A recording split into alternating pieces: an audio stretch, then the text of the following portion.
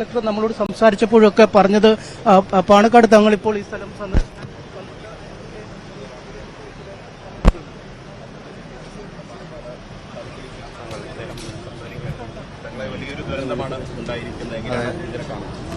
ഏതാണ്ട് ഇപ്പോൾ ഒരു 4 മണിക്കൂറോളമായി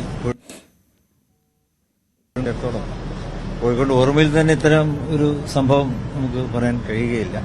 ഏതായാലും വളരെ വേദനാജനകമായ ഒരു കാഴ്ചയാണ് ഇവിടെ കാണാൻ പറ്റിയിട്ടുള്ളത്. ഒരു വലിയ വൻ നഷ്ടം തന്നെ ഇവിടെ സംഭവിച്ചിട്ടുണ്ടാവും എന്നാണ് മനസ്സിലാക്കുന്നത്.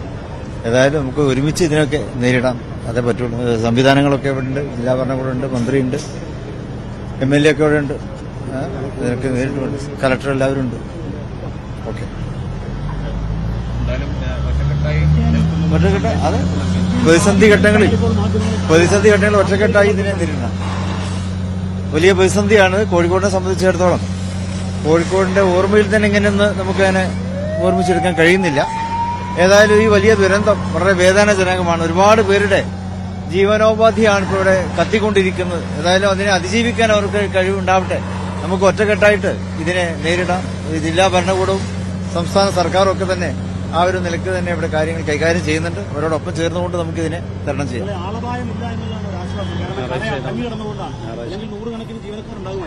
തീർച്ചയായിട്ടും ഇന്നിപ്പോൾ സൺഡേ ആയതുകൊണ്ട് അവധി ദിവസമാണല്ലോ, അതുകൊണ്ടായിരിക്കാം തൊഴിലാളികളൊന്നും ഇല്ലാത്തതുകൊണ്ട് ഒരു വലിയ രക്ഷപ്പെടലാണ് നമുക്കിവിടെ ഉണ്ടായിട്ടുള്ളത്.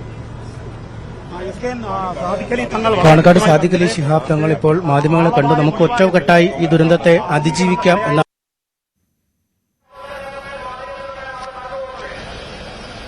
അനീഷാണ് വിവരങ്ങൾ നൽകിക്കൊണ്ടിരിക്കുന്നത്. അവിടെ എല്ലാ രാഷ്ട്രീയ പാർട്ടി ഭേദമന്യേ എല്ലാ നേതാക്കളും അവിടെയുണ്ട്, ഉദ്യോഗസ്ഥരുണ്ട്, പോലീസിന്റെ ഉയർന്ന ഉദ്യോഗസ്ഥരുണ്ട്. എല്ലാവരും ചേർന്ന് തന്നെ തീ നിയന്ത്രണ വിധേയമാക്കാനുള്ള പരിശ്രമമാണ് കഴിഞ്ഞ 4 മണിക്കൂറോളമായി അവിടെ തുടരുന്നു. 3 മണിക്കൂർ പിന്നിട്ടിരിക്കുന്നു. 4 മണിക്കൂറിലേക്ക് കടക്കുകയാണ് രക്ഷാദൌത്യം.